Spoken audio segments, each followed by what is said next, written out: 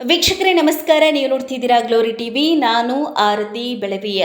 ವೀಕ್ಷಕರೇ, ರಾಜಕಾರಣದಲ್ಲಿ ದಿಢೀರ್ ಬದಲಾವಣೆಗಳ ಮುನ್ಸೂಚನೆ ಸಿಗುತ್ತಿದ್ದಂತೆ ಇತ್ತ ಕುಂದಾನಗರಿ ಬೆಳಗಾವಿಯಲ್ಲಿ ಹೊಸದೊಂದು ರಾಜಕೀಯ ಸಂಚಲನ ಸೃಷ್ಟಿಯಾಗಿದೆ.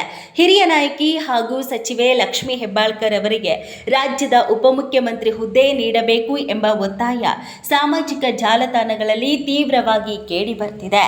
ಲಕ್ಷ್ಮೀ ಹೆಬ್ಬಾಳ್ಕರ್ ಅವರ ಅಭಿಮಾನಿಗಳು ಹಂಚಿಕೊಳ್ಳುತ್ತಿರುವ ಪೋಸ್ಟ್ಗಳು ಸದ್ಯ ಭಾರಿ ವೈರಲ್ ಆಗ್ತಾ ಇದ್ದಾವೆ.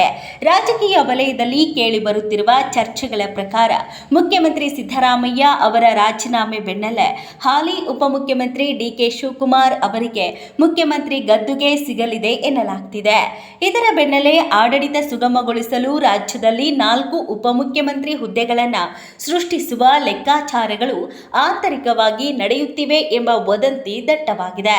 ಈ 4 ಡಿಸಿಎಂ ಹುದ್ದೆಗಳಲ್ಲಿ ಒಂದು ಸ್ಥಾನವನ್ನ ಮಹಿಳಾ ಶಾಸಕಿಗೆ ನೀಡಬೇಕು ಮತ್ತು ಅದು ಲಕ್ಷ್ಮೀ ಹೆಬ್ಬಾಳ್ಕರ್ ಅವರಿಗೆ ಸಿಗಬೇಕು ಎಂದು ಅಭಿಮಾನಿಗಳು ಒತ್ತಾಯ ಮಾಡುತ್ತಿದ್ದಾರೆ.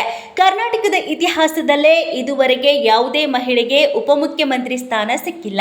ಹೀಗಾಗಿ ಲಕ್ಷ್ಮೀ ಹೆಬ್ಬಾಳ್ಕರ್ ಅವರಿಗೆ ಈ ಜವಾಬ್ದಾರಿ ನೀಡುವ ಮೂಲಕ ರಾಜ್ಯದ ಮೊದಲ ಮಹಿಳಾ ಉಪಮುಖ್ಯಮಂತ್ರಿಯನ್ನಾಗಿ ಮಾಡಬೇಕು ಎಂದು ಅಭಿಮಾನಿಗಳು ಸೋಷಿಯಲ್ ಮೀಡಿಯಾದಲ್ಲಿ ಅಭಿಯಾನ ಆರಂಭ ಮಾಡಿದ್ದಾರೆ.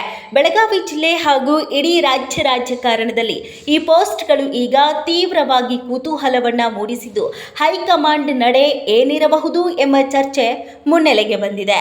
ಒಟ್ಟಿನಲ್ಲಿ ಮುಂದಿನ ದಿನಗಳಲ್ಲಿ ಕರ್ನಾಟಕದ ಇತಿಹಾಸದಲ್ಲೇ ಮೊದಲ ಉಪಮುಖ್ಯಮಂತ್ರಿಯಾಗಿ ಸಚಿವೆ ಲಕ್ಷ್ಮೀ ಹೆಬ್ಬಾಳ್ಕರ್ ಆಗ್ತಾರಾ ಎಂಬುದನ್ನು ಕಾದು ನೋಡಬೇಕಾಗಿದೆ. ಮತ್ತಷ್ಟು ಸುದ್ದಿಗಳಿಗಾಗಿ ನೋಡ್ತಾ ಇರಿ ಗ್ಲೋರಿ ಟಿವಿ. ಲೈಕ್ ಮಾಡಿ, ಶೇರ್ ಮಾಡಿ, ಸಬ್ಸ್ಕ್ರೈಬ್ ಮಾಡಿ. ಇದು ನಿಮ್ಮ ಶಕ್ತಿ.